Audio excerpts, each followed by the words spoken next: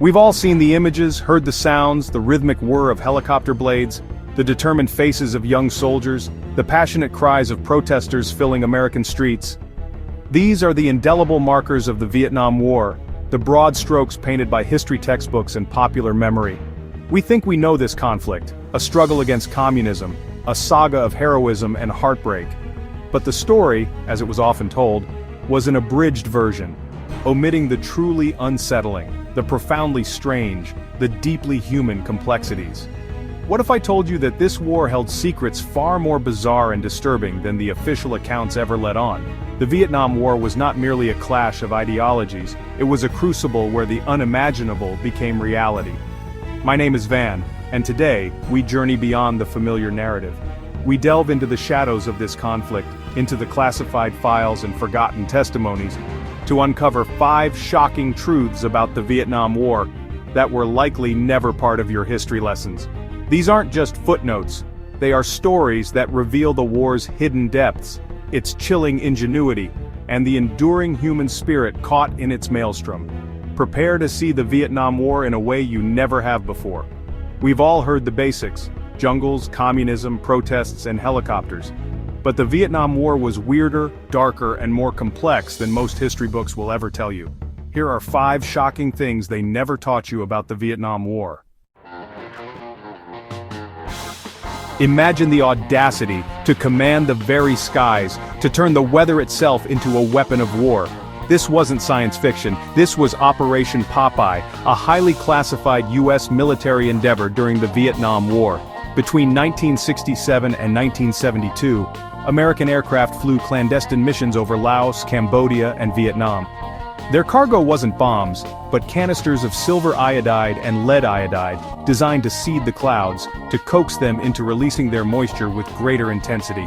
The target was the Ho Chi Minh Trail, the lifeblood for North Vietnamese forces.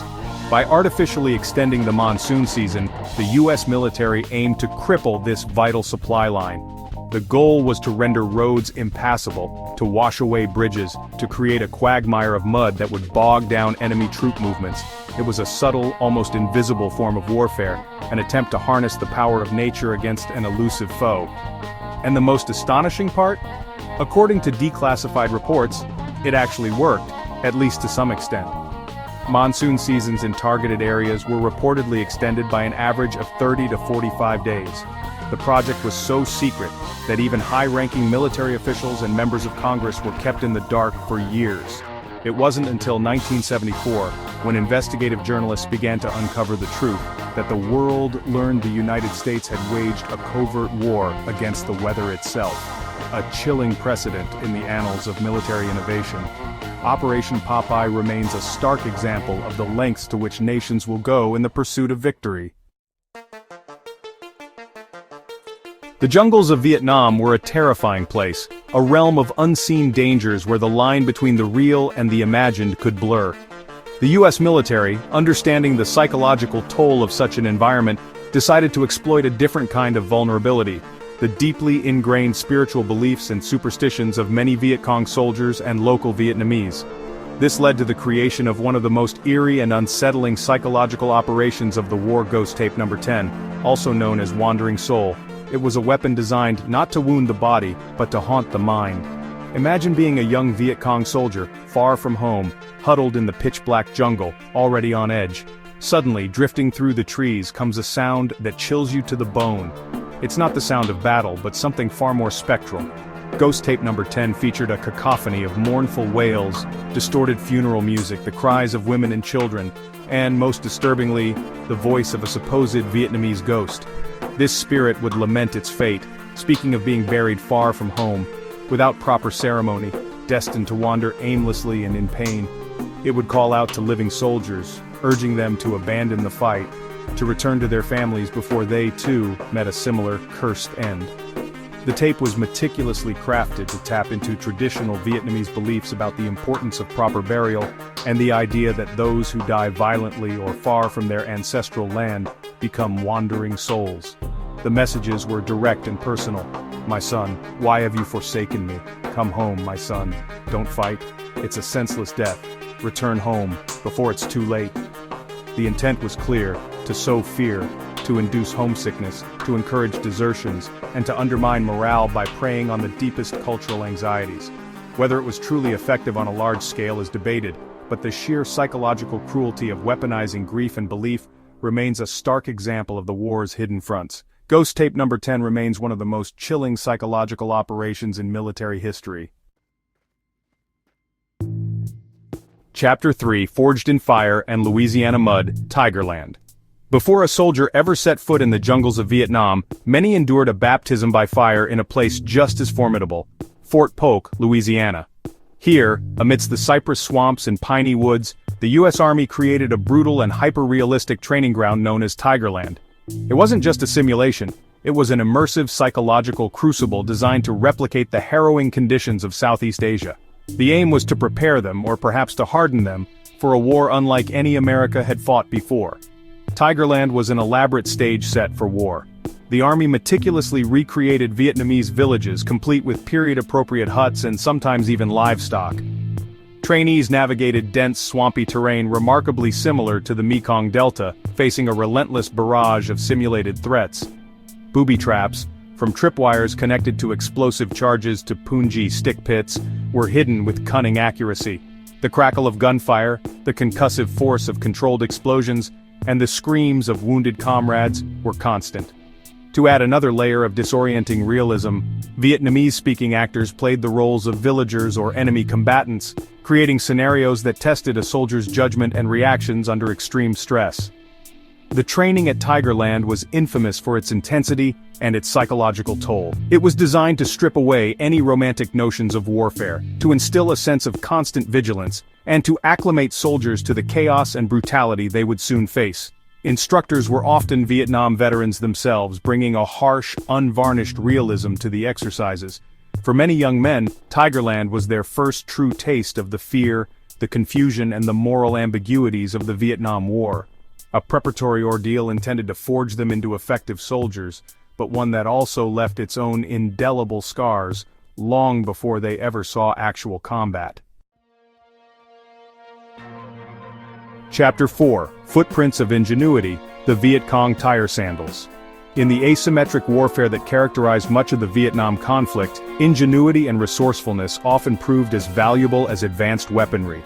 While American soldiers were equipped with high-tech combat boots, their adversaries, the Viet Cong and North Vietnamese Army soldiers, frequently relied on a far simpler, yet remarkably effective piece of footwear: sandals crafted from discarded automobile and truck tires. These Ho Chi Minh sandals, as they were sometimes called, became an iconic symbol of Viet Cong resilience and adaptability. The construction of these sandals was a marvel of low-tech genius. The thick rubber of old tires provided a durable sole, resistant to the sharp rocks, thorns, and debris of the jungle trails. The inner tubes were cut into straps, creating a simple, secure fastening system.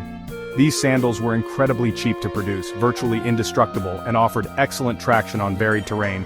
Perhaps most importantly, they allowed the wearer to move with a stealth that heavy combat boots could never match. The rubber-muffled footsteps helping them to blend into the dense undergrowth. But the cleverness didn't stop there. One of the most ingenious adaptations of the tire sandal involved a tactic designed to deceive American and Allied trackers. Some Viet Cong soldiers would wear sandals with the tread pattern facing backward, or even construct them so the heel appeared to be at the toe. This meant that the footprints they left in the mud or soft earth would point in the opposite direction of their actual travel. A patrol following what they believed to be retreating enemy soldiers might, in fact, be walking directly into an ambush or away from the Viet Cong's true position. It was a simple, yet brilliant piece of psychological misdirection, showcasing the Viet Cong's deep understanding of their environment and their enemy.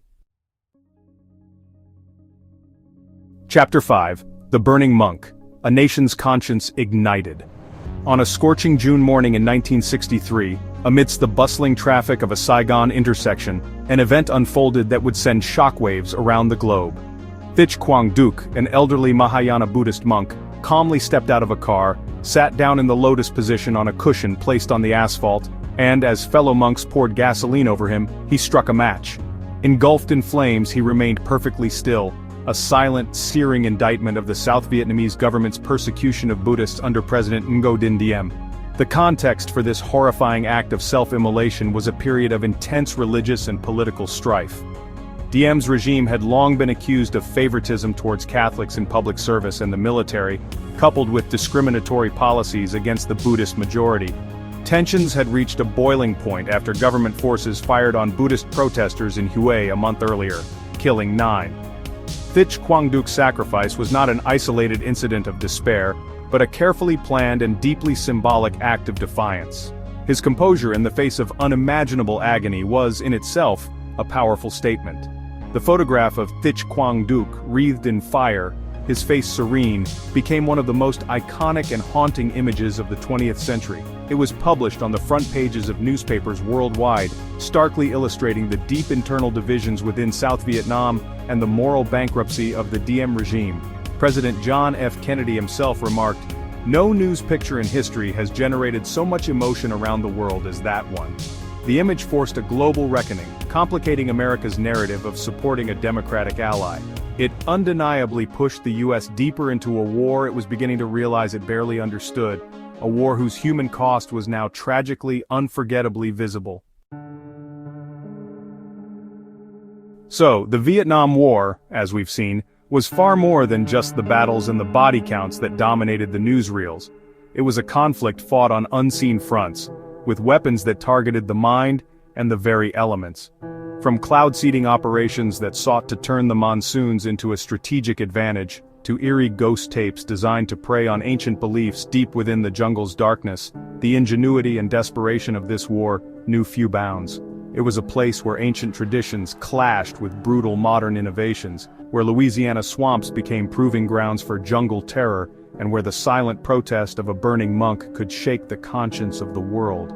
These stories, often relegated to the footnotes of history or buried in declassified archives, paint a picture of a war that was stranger, more psychologically complex, and perhaps even more morally ambiguous than many of us were ever taught.